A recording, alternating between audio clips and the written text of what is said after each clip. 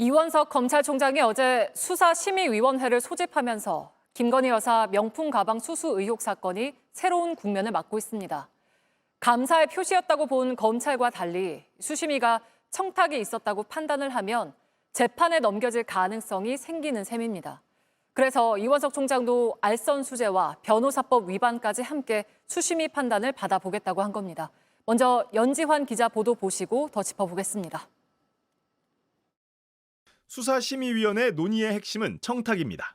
청탁금지법은 배우자에 대한 처벌 조항이 없지만 알선수재 등은 공무원 직무에 속한 일을 알선하면서 금품이나 이익을 주고받거나 약속했을 때 적용할 수 있습니다.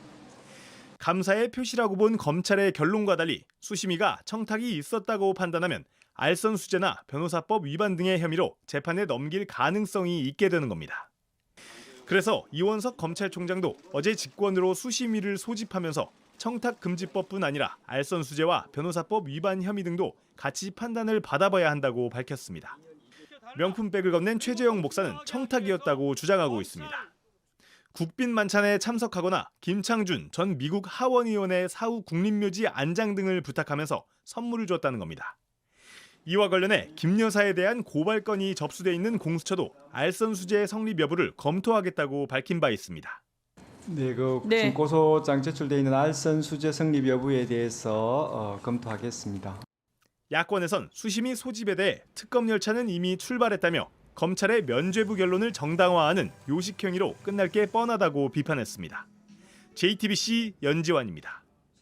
이와 관련해 이원석 검찰총장은 김건희 여사에 대해 알선수재 혐의 적용이 가능할지 검토해보라고 검찰 수사팀에 직접 지시했던 걸로 확인됐습니다. 그러나 수사팀은 이 역시 어렵다고 보고한 걸로 파악됐습니다. 이 소식은 박병현 기자입니다.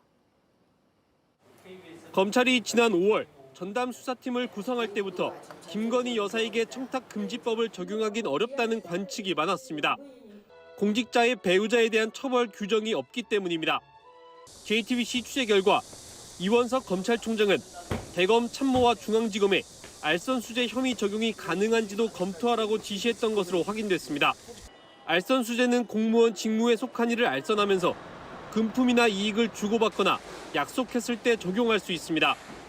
최 목사가 대통령 취임식 만찬 초청이나 국정 자문 역할, 특정인의 국립묘지 안장을 청탁하면서 고급 화장품이나 명품백을 준 게 확인된다면 적용될 수도 있습니다. 하지만 중앙지검은 청탁금지법은 물론 알선수재도 적용할 수 없다고 이원석 총장에게 보고한 걸로 파악됐습니다. 명품백 등이 직무 관련성이나 대가성이 없다고 본 겁니다. 김 여사와의 만남에 대한 감사의 표시였고 현충원 안장은 김 여사에게 직접 말한 게 아니었다는 이유를 든 것으로 알려졌습니다. 공수처에도 김 여사에 대한 고발 사건이 접수돼 있습니다. 고소장 제출돼 있는 알선수재 성립 여부에 대해서 검토하겠습니다. 이원석 검찰총장이 직권으로 수사심의위원회를 소집하면서 어떤 결과가 나올지 주목됩니다. JTBC 박병현입니다. 김건희 여사의 명품백 수수 사건이 수사심의위원회로 넘겨진 데 대해서 대통령실은 지켜보겠다는 입장을 밝혔습니다. 대통령실 취재기자가 전화로 연결돼 있습니다. 김태형 기자, 대통령실 입장 전해주시죠. 네, 대통령실 고위 관계자는 JTBC와의 통화에서 대통령실은 지켜보고 있을 뿐이라고 입장을 밝혔습니다. 수사 당국에서 결정하는 대로 해야 한다는 말도 덧붙였습니다. 검찰의 최종 결정이 나올 때까지 지켜보겠다는 겁니다. 대통령실이 검찰 수사에 개입하려 한다는 논란도 사전에 차단하겠다는 뜻도 깔려 있는 것으로 보입니다. 그동안 대통령실은 명품백 수수 의혹과 관련해선 언급을 자제해왔습니다. 앞서 검찰 수사팀의 김 여사 무혐의 결정에 대한 입장을 물었을 때도 아직 수사 중인 사안이므로 대통령실은 입장을 표명하는 게 적절치 않다고 선을 그은 바 있습니다. 하지만 대통령실은 명품백 사건 수사 과정에서 이원석 총장과 각을 세웠던 만큼 이번 수사심의위원회 회부 결정에 대해 불쾌할 수밖에 없을 것으로 보입니다. 김 여사가 제3의 장소에서 조사를 받은 사실이 알려진 뒤 이 총장이 원칙이 지켜지지 않았다, 국민께 사과한다고 하자 당시 대통령실에선 불쾌하다, 검찰총장이 정치를 하려고 한다는 등의 격한 반응이 나왔습니다. 당장 대통령실이 입장 표명을 자제한 채 수사심의 논의 과정을 지켜보겠지만 어떤 결정이 내려지느냐에 따라 파장이 적지 않을 전망입니다. 지금까지 용산 대통령실에서 JTBC 김태형입니다. 검찰총장이 왜 수사심의위원회 소집을 선택했는지 그 이유를 뭐라고 봐야 할까요? 네, 이원석 검찰총장은 지난 5월에 전담수사팀 구성을 지시한 이후에 여러 번 특혜와 성역은 없다 이렇게 강조해왔습니다. 하지만 이미 알려진 것처럼 인사패싱으로 법무부와 또 김건희 여사에 대한 제3회 장소 조사는 미리 보고조차 받지 못하면서 서울중앙지검과 부딪혀 왔습니다. 본인의 말을 지키기 위해서라도 수심위 소집은 어쩔 수 없는 선택으로 보입니다. 네, 그러면 이 총장이 정말 그 중앙지검 수사팀하고는 다른 결론을 염두에 두고 있다라고 봐도 될까요? 그렇게 단정할 수는 없습니다. 공직자, 배우자에 대한 처벌 조항이 없는 청탁금지법 이외에도 청탁이 있다면 처벌할 수 있는 알선수재나 변호사법 위반 혐의까지 다시 한번 외부위원들이 살펴보고 나서 무혐의라는 같은 결론이 나온다면 수사 정당성을 확보할 수 있다. 이런 점도 고려됐을 수 있습니다. 네, 이제 다음 주부터 수심위가 돌아가야 할 텐데 어떤 과정들을 거치게 되나요? 네, 먼저 수사심의위원장이 사건 기소 여부를 판단할 위원들을 뽑게 됩니다. 지금 수사심의위원장은 강일원 전 헌법재판관이 맡고 있습니다.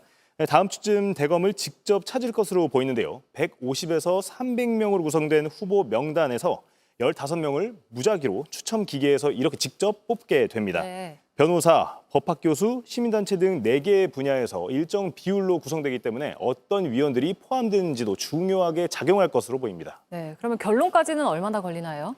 네, 지난 1월 이태원 참사의 경우엔 직권 회부된 뒤에 11일 만에 수심위가 열렸습니다. 표결 끝에 9대6으로 기소 권고가 나왔는데요. 기소하지 않겠다는 의견을 냈던 수사팀은 나흘 뒤에 김광호 전 서울경찰청장을 불구속 기소했습니다.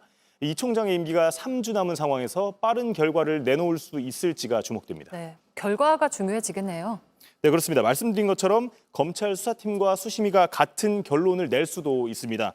네, 그럼 무혐의 결론이 확정되는 거고요. 네, 만약에 재판에 넘겨야 한다 이렇게 결론이 나오면 파장이 클 수밖에 없습니다. 검찰이 봐주기 수사를 했다는 비판을 피하기 어려울 수밖에 없는데요. 수심위 결론은 권고이기 때문에 서울중앙지검이 꼭 받아들여야 하는 건 아닙니다. 서울중앙지검이 수심위 권고를 따르느냐 마느냐에 따라 후폭풍도 상당할 것으로 예상됩니다. 네, 잘 들었습니다. 연지환 기자와 함께 짚어봤습니다.